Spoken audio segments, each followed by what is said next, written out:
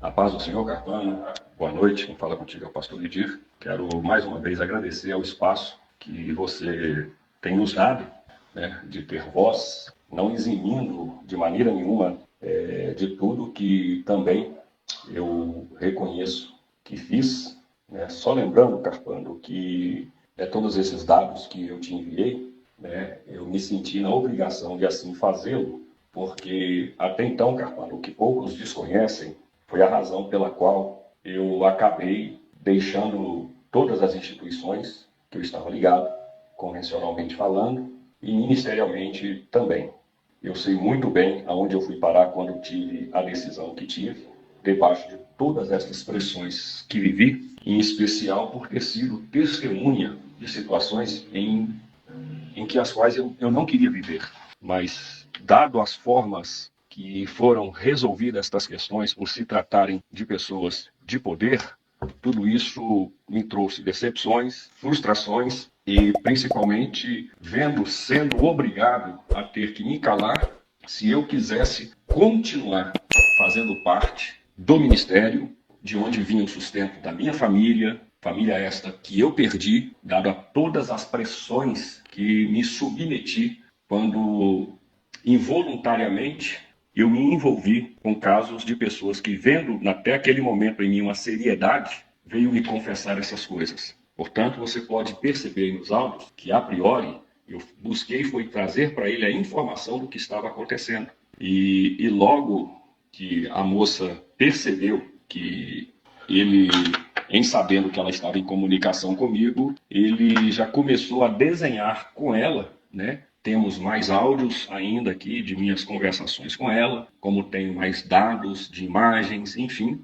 ela começou a me trazer que ele já estava procurando uma forma de poder me excluir. Portanto, eu me recordo que nesse período eu era pastor de 3 congregações no campo dele. E sendo pastor dessas 3 congregações, eu me lembro bem que um dos pastores que faziam parte do ministério, por nome de Odenir, ele chegou a me confessar o seguinte: Oidir, quando você veio para cá fazer parte do campo da Cimademiro, dados os acontecimentos que houve com você no campo de Belo Horizonte, você, por ter, naquela época, ter uma grande expressão, né?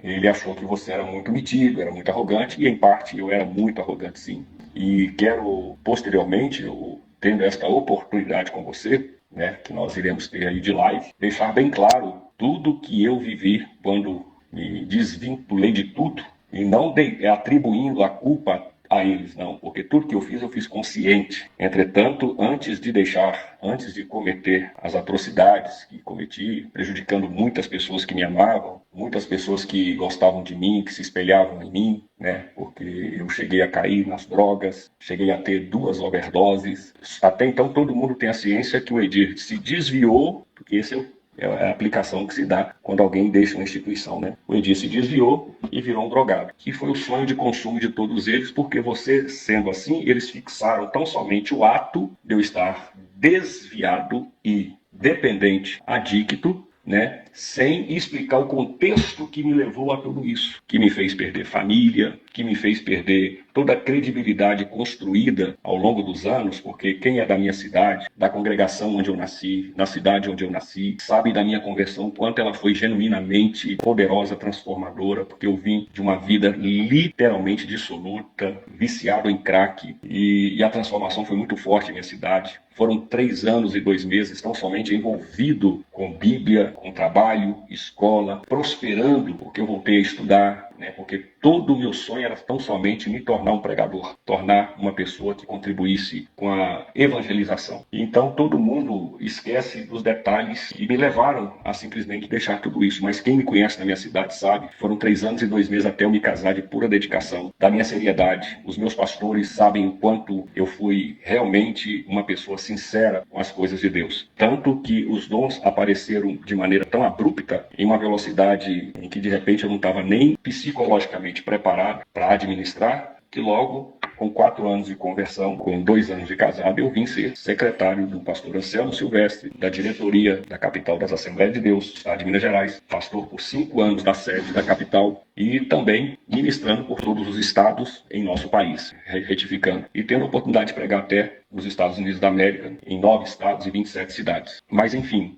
não quero eximir as minhas responsabilidades, mas dentro dos conteúdos já apresentados, e antes que nós tenhamos essa live ao vivo, quero até acrescentar, você pode perceber, quando eu estou narrando para ele os fatos ocorridos, você reagiu muito bem. Você percebe que ele ali se cala, né? Porque agora eu começo a dar para ele dados das datas em que ele viajou com ela no dia 18 e eles retornaram no dia 21. E como prova disso, que é uma informação pública, eu de imediato, naquele mesmo instante, né? Porque quando ela viaja, você percebe, ela manda para mim o seguinte: não me mande mais nada. Eu falo isso com ele, não me mande mais nada, porque naquele momento ela já estava em curso de viagem para Porto Seguro com ele. Então, só que quando ele deu um vacilo lá, ela mandou uma foto do quarto em que eles estavam e uma foto no momento em que eles estão na praia. E ela mandava, e do aparelho dela ela logo apagava, e eu, sabiamente, por experiência de situações que me ocorreram, de experiências passadas, né, que me levou a sair do campo de Belo Horizonte e vir para em Betim, eu passei então a guardar todas as coisas, a fim de me resguardar, porque literalmente eu tinha uma família para criar. E infelizmente muitos homens de Deus sérios, não vou me incluir no meio deles, porque eu acabei tomando decisões e caminhos que, como consequência, eu perdi esses predicados de moralidade. Mas eu sei de muitos homens de Deus que são ilibados, são tementes, mas justamente por serem assalariados, serem pessoas que vivem uma submissão, ainda que sobre o trono estejam Saul, eles vivem como Davi, não tocam nem na orla das vestes para não ter amargura no coração, mas que estão debaixo de um jugo de pessoas tiranas. E então o que eu fiz? Quando eles viajam, eu liguei para a Azul, para a companhia, e filmei inclusive a ligação, que é uma informação pública, que até hoje, se as pessoas ligarem pelo mesmo número do vídeo que eu vou estar te enviando aí, você pode acompanhar, narra que eles viajaram no mesmo dia, e você vê que quando eu falo com ele, ele falou que ele estava ocupado em uma outra situação, em uma outra reunião nesse dia. Mas eles viajaram no dia 18 e ambos retornaram no mesmo voo no dia 21, conforme o vídeo que vou estar te mandando agora, só para você já dar um spoiler, porque quando eu estiver presente com você, eu vou trazer todas as riquezas de detalhe desses fatos, lembrando que tenho todas as conversas entre eu, ela, pai dela, quando, por exemplo, ele encerra aquele vídeo dizendo que estava ligando para o pastor Sebastião Fábio e perguntando onde ele estava. Naquele momento, o pastor Sebastião Fábio estava comigo. Nós estávamos no campo em que eu fui transferido, chamado Campo de Lagoinha. Ele estava dando aula em uma ONG que essa igreja da Lagoinha tinha, e lá eu, pastor Sebastião Fábio, e mais uma terceira pessoa muito próxima do Sebastião Fábio, que era o segundo vice-presidente do campo, na época. Se não me falha a memória, ele era o segundo vice-presidente, que inclusive também ele é uma pessoa da reserva militar. E nós apresentamos tudo para o Sebastião Fábio, e foi uma grande tristeza no meu coração ver um pai que está tendo ciência de tudo aquilo, a lágrima descendo, e ele ainda assim, por ser submisso, porque ele é um homem sério, é um homem sincero na obra, é um homem verdadeiro, e que tão somente quando teve ciência de tudo isso, e o Neemias liga falando que estava na porta da casa dele, nós então combinamos, o pastor Fábio tomaria todas as diretrizes, e eu me ausentaria daquilo. O pastor Sebastião Fábio pega esse segundo amigo, encontra-se com o pastor Neemias em um restaurante de um município que eu não me recordo qual, conversa com ele juntamente do irmão dele, ainda faz o irmão dele até escrever um bilhete, que não vem um caso, que eu não vou reafirmar, porque isso eu não posso provar. Tudo que eu estou falando é aquilo que eu tenho dados, e qualquer reação eu vou trazer à luz. Tudo que eu estou falando é aquilo que eu tenho condições de trazer à luz, através de gravações de áudios, imagens e conversações que foram registradas, que não se podem editar, porque se tem uma coisa que as redes sociais deixam bem claro, que tudo que você conversa tem datas, tem registros, e graças a Deus eu salvei tudo isso em nuvem para me resguardar, por já saber da consciência da pessoa com a qual eu estava lidando. Então, por orientação do meu pastor presidente, na época, onde eu e o pastor Sebastião Fábio nos encontramos, onde eu mostrei para ele, e ele então faz aquela ligação no instante que ele estava conversando comigo, portanto você vê que ele encerra assim, dizendo: eu estou com ele aqui na linha, você está onde? Eu estou na porta da sua casa. O pastor Sebastião Fábio estava do meu lado naquela hora. E aí, como eu deixei tudo para que o pastor Sebastião Fábio resolvesse, o pastor Sebastião Fábio se encontrou com ele e deu para ele a oportunidade dele conversar. E a intenção era que o pai dele, na época vivo, um grande homem de Deus, tomasse as providências. Só que ele fez toda a manobra, conseguiu convencer até mesmo a moça de ir contra o próprio pai E o pastor Sebastião Fábio, na época, buscou conselho com um pastor que era da capital Belo Horizonte, não vou dizer o nome, né, porque não vem o caso, mas ele era parte do aconselhamento familiar, que também ele é um militar da Polícia Federal. E esse pastor, sabiamente, aconselhou o pastor Fábio o seguinte: não perde sua família, não. Proteja sua família. Evite isso. Então o pastor Fábio, como homem de Deus que é, como homem de família que é, ele procurou preservar a família. E dado a isso, essa preservação, foi quando então o pastor Neemias ganhou força e logo o pastor Sebastião Fábio sai do campo, o segundo vice-presidente saiu do campo, todos que estavam do meu lado acompanhando tudo que ela veio a mim e confessou, saíram do campo. Logo se passado isso, eu tive um carro. Eu estava já tomando conta de 3 igrejas e reformando a matriz da igreja do campo, dentro desse campo que eu estava, do bairro que eu estava num bairro onde eu tinha uma matriz, que era a igreja do Mantiqueira, e mais 3 igrejas filiadas a essa Mantiqueira. E eu estava reformando o templo, o interior do templo, mudando ali, montar, fazendo obras. E o vice-presidente deste campo era meu membro, que estava parado na fé, e Deus me deu a graça de fazê-lo novamente congregar. Portanto, eu fiz, inclusive, o casamento dele, graças a Deus, no cartório. Ele casou, ele vivia amaziado, e ele contribuía comigo nessa reforma. E dado um dia, nós estávamos lá reformando, eu pedi que ele fosse buscar marmita para todos os operários que estavam empenhados naquela obra. E quando ele saiu, nós percebíamos que estava passando para baixo para cima um motoqueiro com uma garupa, conforme o boletim de ocorrência que eu vou te enviar aí agora. Logo que ele foi buscar marmita, daí a pouco ele me liga desesperado, dizendo que ia deixar a esposa na porta da igreja porque ele estava sendo perseguido por motoqueiros que havia acabado de desferir 8 tiros no meu carro. O meu carro foi perfurado no para-brisa, pegou atrás do painel que antecede o volante, furou o para-brisa, o painel, a bala parou no painel, furou o radiador do carro e as outras balas se espalharam por todo o carro e uma na traseira do carro. Ou seja, não vou dizer que seja ele, não posso fazer essa afirmação, porque eu não posso provar, mas isso se deu logo após esses acontecimentos. E eu então abri um boletim de ocorrência, falando dos fatos. Foram 2 boletins de ocorrência, um dessa tentativa de homicídio do filho do vice-presidente do campo que eu fazia parte, que estava no meu carro, e fiz um boletim de ocorrência para me resguardar pelos fatos, na época, dessa menina ter me confessado tudo isso e pelo fato dessa menina ter me relatado que ele sempre deixava em suspensão, nunca fez uma afirmação absoluta, mas sempre deixava em suspensão, como a mim ele já disse. As pessoas falam que eu que mandei matar fulano, mas ele nunca fez a afirmação que foi ele. E sempre dizia que tinha um tal de detetive que, se precisar, faz serviço e não deixa rastro, como ela mesma afirma no áudio aí, na voz dela, e ela diz o nome do detetive e ela mesma afirma que ele sempre diz isso. Para criar terror, entendeu? Como sempre, os obreiros viviam ali uma extrema tirania da parte dele, usando desses aspectos para poder intimidar. Então, vou estar te enviando aí e deixando claro que estou literalmente à sua disposição para o dia que você marcar live, para que possamos colocar, porque eu preciso, literalmente, o Carpano, trazer esses acontecimentos, porque todo mundo entende só o seguinte: você sabe muito bem, as pessoas julgam os atos, mas esquecem os contextos que levam as pessoas a cometerem determinados atos. Pegaram aquela mulher no ato do adultério, e Jesus não a condenou, porque Jesus sabia o contexto que levou ela àquele ato. E uma coisa que sempre me fez ficar assim, pensando, cara, se eu divulgar isso, eu vou estar sendo a pessoa que está literalmente sendo a condução do escândalo, baseado naquela, ai daquele por quem vier o escândalo. Então isso sempre me reprimiu, sempre me fez eu ficar coado, mas por um outro lado, todo mundo só vendo, o Edir é um drogado, o Edir é adicto, o Edir está desviado. E então ninguém sabendo o meu contexto. E o que eu me tornei, em consequência de tudo isso que vivi, porque quando isso aconteceu com o meu carro, eu larguei a igreja, larguei tudo, não quis saber de crente, não quis saber de ninguém. A pior escolha que eu fiz, que eu poderia ter ido para um outro ministério, mas eu vivi dentro dessa bolha, né, da ignorância, de achar que era somente as Assembleias de Deus o único, o verdadeiro caminho. Então eu fui para o mundo. E o mundo me trouxe tudo isso que me levou a essa trágica situação de perder a família, ir para o caminho das drogas. Mas pelo menos, antes de viver tudo isso, eu tive a hombridade, Carpano, de pegar, como eu vou te enviar, minhas cartas de desligamento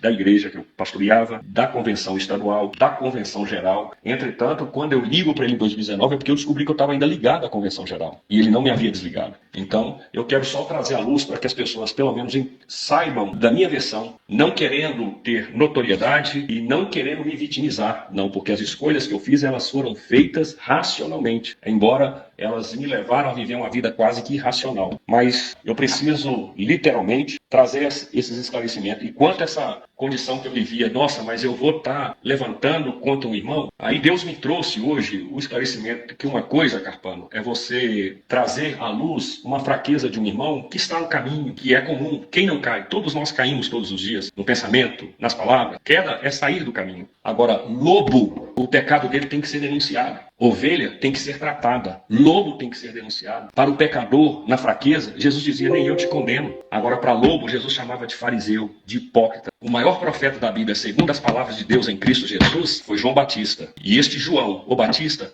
o que ele fez? Que perdeu a sua cabeça. Ele condenou o pecado de alguém que conhecia, que não poderia fazer e fazia, que era Herodes. Então, eu creio hoje sim nessa instrumentalidade que as pessoas têm vocês como que são pessoas de fofoca, que são instrumentos daquilo que vai se cumprir, que está se cumprindo, o que Jesus anunciou. Não há nada em oculto que não seja revelado. Nada. Nada em oculto. Portanto, da mesma forma que eu vou trazer à luz todas essas verdades em relação a essa situação dele, independente o que os ministérios que ele está inseridos tomem a posição, pouco me importa, mas pelo menos as verdades sendo provadas como elas serão, independente do que me venha de processo, essas verdades nunca serão invalidadas. Essas ele não vai conseguir apagar. Não vai, porque são dados e fatos que estão sendo literalmente, meticulosamente, minuciosamente guardados por mim por tanto tempo e muito bem dentro da ordem dos fatos, que quando estiver presencialmente contigo, trarei tudo isso aí à luz, beleza? Então fiquemos claro que o meu maior objetivo é esse, é fazer com que essa instrumentalidade que Deus sempre usa, que são chamadas de homens, né, para poder revelar o que está oculto, eu possa estar fazendo parte, para que Deus possa literalmente estar tirando um jugo, né, sobre pessoas sinceras que estão no campo dele, homens de Deus, mulheres de Deus, pessoas simples, humildes e que vivem sobre esse governo de Saul. Mas tudo tem o seu tempo e as portas do inferno não vai prevalecer contra a igreja. Aí eu vou estar te mandando, inclusive, o vídeo que comprova a ida deles para Porto Seguro, como também os boletins de ocorrência e os demais fatos. Quando nós estivermos pessoalmente nessa live, eu trarei tudo com todas as riquezas de detalhe. Um grande abraço e muito obrigado por essa oportunidade que você está me dando para me trazer aí essas evidências de tudo que se passou com minha vida e deixando claro que não estou aqui para me vitimizar, não, jamais. Estou aqui para assumir os meus atos, os meus erros, mas deixar bem claro sobre essa pessoa que está sendo retratada, que já é o suficiente só o que ele já fez no passado, porque ele se justifica diante de todos que ele tem certidões negativas das condenações que ele viveu. Só que a certidão negativa, ela tão somente é dada porque alguém pagou uma pena. Se você matar alguém e você cumprir a pena, você pagou. Mas isso não vai invalidar o seu ato ilícito de ter tirado a vida de alguém. Ele cometeu esse ato com esse menor, né? E foi condenado. E o que podemos ver é que a Prefeitura de Betim, o Ministério Público, foram extremamente morais em ver que ele, com essa imoralidade, não era digno de ocupar nem cargo público e, infelizmente, dentro de uma instituição que deveria ser exemplo, ele ainda está ocupando porque, como ele pagou na justiça essa imoralidade, obviamente ele recebeu uma certidão negativa, porque foi pago. Ele já não deve mais nada. Agora, essa certidão negativa não tira dele o ato que ele cometeu lá atrás, que é algo mais nojento, porque se trata de um menor. Então, que Deus possa fazer com que esses superiores reflitam sobre isso, independente do poder que ele possa trazer, dado o número de ministros que tem, e pensar na salvação, que é acima de tudo, e de um juiz que é supremo, que é Deus, que assiste todas as coisas, e que tudo que o homem planta, certamente colherá. E se tem uma coisa que Deus deixa claro, é que nós não podemos folgar com a injustiça, mas somente com a verdade. Que Deus te abençoe. Estou te mandando aí, então, o vídeo da viagem, que nós pode ser até hoje revisto, tá? Porque é uma informação pública, é só ligar para Azul, como também os boletins de ocorrência desses fatos que aqui narrei, e os demais serão presenciais. Um grande abraço. Muito obrigado pela voz, Carpano.